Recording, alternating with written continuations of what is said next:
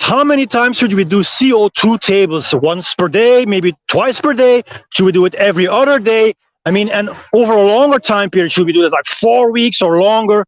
And I'm like, guys, maybe if you're thinking in terms of CO2 tables, you might be selling yourself short, because I'm the guy here who's going to tell you what you need to hear and not what you want to hear. So let me talk a little bit about what is exactly CO2 tables, because there is many different kinds of CO2 tables. So in this video, I'm going to start by explaining what are the typical old school CO2 tables, and I'm going to give you variations on this, because I believe when we talk about something, CO2 tables, you should know what exactly you're talking about. And I'm going to tell you to stop doing CO2 tables, and then I'm going to give you an alternative, because if you don't do CO2 tables, what should you do? All of this in this video coming up. If you're new to this channel, my name is Gert Leroy, helping you master freediving. And if you're wondering where I am in the island of Roatan, Honduras. This is Half Moon Bay. So I'm glad to be here during this crazy times, during this pandemic, spitting out another video for you guys. Let me start with old school, typical CO2 tables. So what is a CO2 table? A table is a series of breath holds. So in old school, typical CO2 tables, you're going to do 8 breath holds.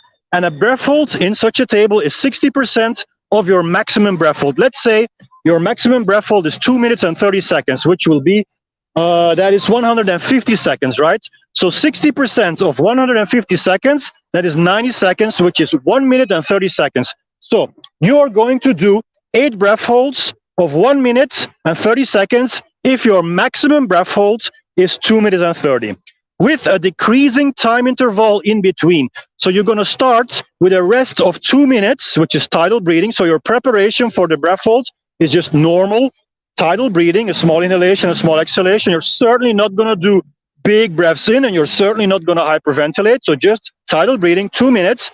Then for the second breath hold, you're going to do 145, then 130, then 115, then 45 seconds, 30, and then eventually 15 seconds. So you're going to go down with 15 seconds each time. So each breath hold you're going to do, you're going to start with already higher accumulated levels of CO2, because when you hold your breath, you are increasing the level of CO2 in your system. So if you do not have enough recovery time in between, and 15 seconds, that's not a long time, then of course you're going to start your next breath hold with higher levels of CO2. So by the end of these 8 breath holds, by the end of a typical classical old school CO2 table, you're going to start your 8th breath holds with very high levels of CO2 already. And the goal of this is to train your body and your mind for these higher levels of CO2. We call the CO2 tolerance training. Now, there's a lot we can say about this, and keep on watching, because by the end of the video, I will tell you what this is actually about. So that is typical CO2 table. And when people are asking me how many times should we do a CO2 table, then usually they are referring to the typical old school CO2 table. Now, there are many kinds of tables. You don't have to do 8 breath holds. You can do 10 breath holds. You can do 6 or 4. It doesn't really matter. I mean, there's many training programs out there.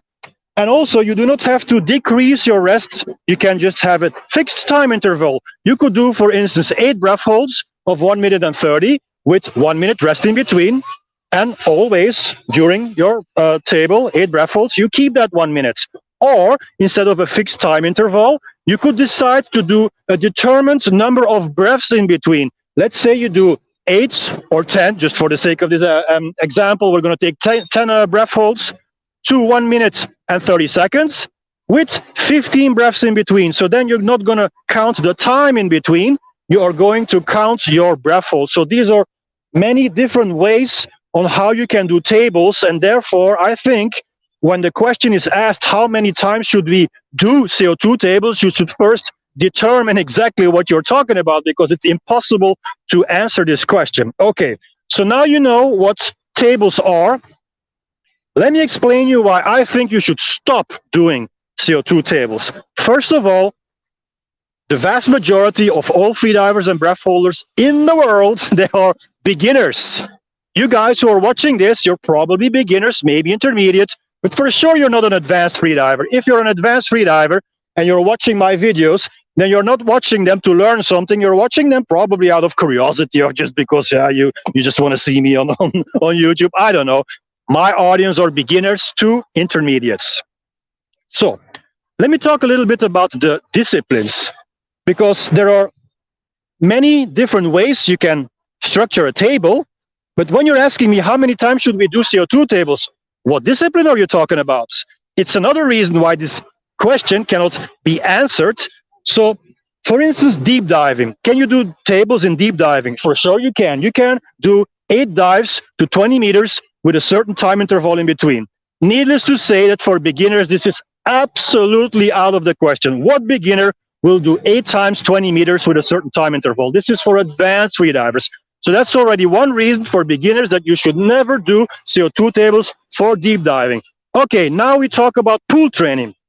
Let's do 8 laps of 25 meters with 30 seconds in between, because that's like a realistic table. I was doing those tables for no fins, like a 25-meter lap, which is more or less 25 to 30 seconds to complete the lap, and then you're going to rest 30 seconds. What beginner can do this? I mean, this is not beginner's levels. If you do a training table like Sweet 16, which is another CO2 tolerance table, Sweet 16 is swimming 16 laps in the pool, and you try to keep your overall time as low as possible.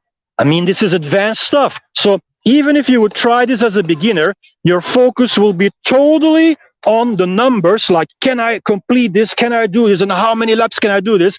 Whereas your focus should be on something else. Your focus should be on technique, because the more streamlined you go through the water, the less energy you will be using, and the less energy you use, the less oxygen you use, and you hear me coming all right, the longer you can hold your breath. So technique is the secret to hold your breath longer in deep diving and in pool training. Also, pool training is not exactly easy, right? So in pool training, you go pretty hard on contractions. When you do CO2 tables, you go pretty hard in contractions. You have to ask yourself whether going hard in contractions is the right way to train. I mean, first of all, it is not proven that there is something like CO2 tolerance. I mean, does your body really adapt to CO2? Is this really true? That's one question we can ask ourselves. I think it is more the minds that you are adapting to dealing with higher levels of CO2 and not so much the body. But, I mean, ask yourself whether when you go every single time to high contractions, whether this is something positive for you, whether this will actually stimulate, create a positive mindset towards breath holding, or in this particular example, pool training. I don't think so. I think you are conditioning your body and minds, especially your minds, to anticipate on those contractions.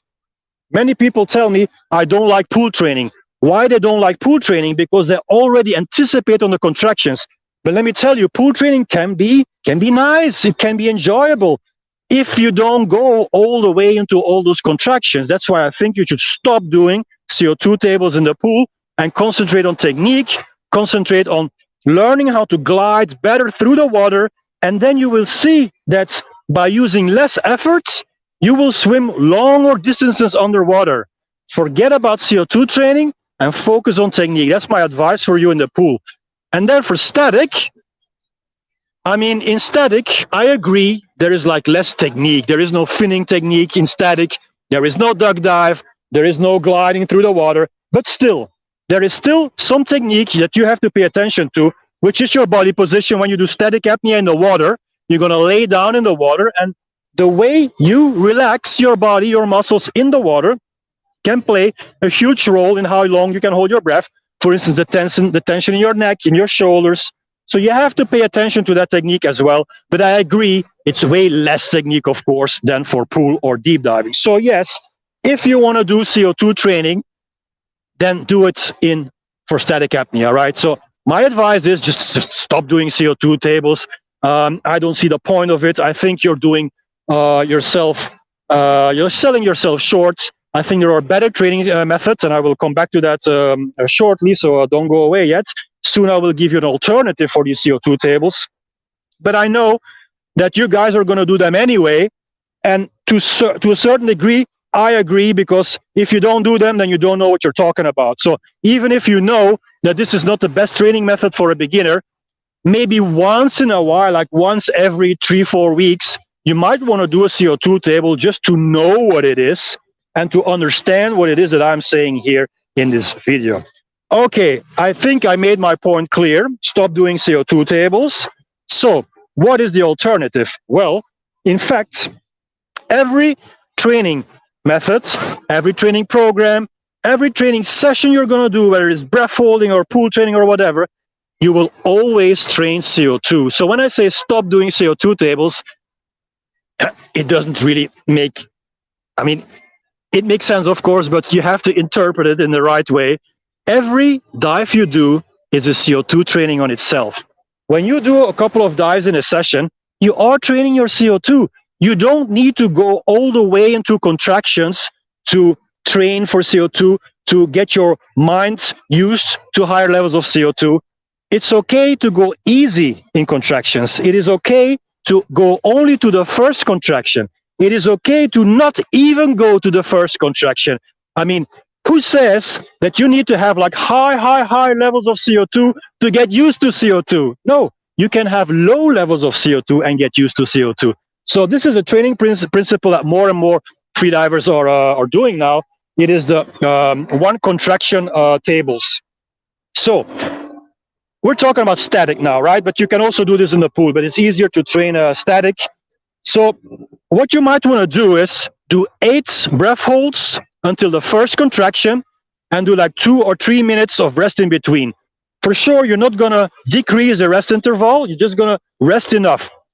If 2 minutes is not enough, you may rest for 3 minutes. No problem. It's not about the time that you take to rest. The idea is to just be fully recovered. So do 8 breath holds until the first contraction, and that would be like 1 session.